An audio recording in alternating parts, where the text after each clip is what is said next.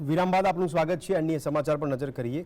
અમદાવાદમાં યોજાયેલી કોંગ્રેસની પોલિટિકલ ઓફેન્સની પરીક્ષામાં રાજકોટ અગ્નિકાંડ પર વિસ્તૃત ચર્ચા થઈ હતી।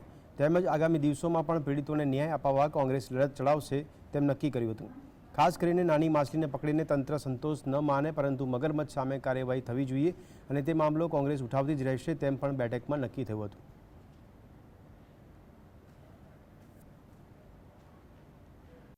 અમે અત્યારે છેલ્લી યોજાયેલી ચૂંટણી એના પરિણામો આગામી દિવસોમાં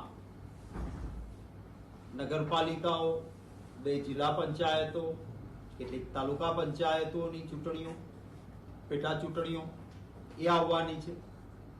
આ અંગેની ચર્ચાઓ કરી છે। લોકસભા ચૂંટણીના પરિણામો બાદ અમદાવાદમાં ગુજરાત પ્રદેશ કોંગ્રેસ કાર્યાલય ખાતે પાર્ટીની પોલિટિકલ ઓફેન્સની બેઠક મળી હતી, જેમાં પ્રદેશ કોંગ્રેસ પ્રભારી મુકુલ વાસનિક પણ સામેલ થયા હતા। આ બેઠકમાં જિલ્લા પંચાયતના ચૂંટણી પરિણામો, નગરપાલિકા, જિલ્લા પંચાયત, તાલુકા પંચાયત અને જે બેઠક પર પેટા ચૂંટણી આવશે તે અંગે ચર્ચાઓ થઈ હતી। આ સિવાય ખેડૂતોના પ્રશ્નો, વેપારીઓના પ્રશ્નો, નીટની પરીક્ષામાં કથિત ગેરરીતિ મામલે પણ ચર્ચા થઈ હતી।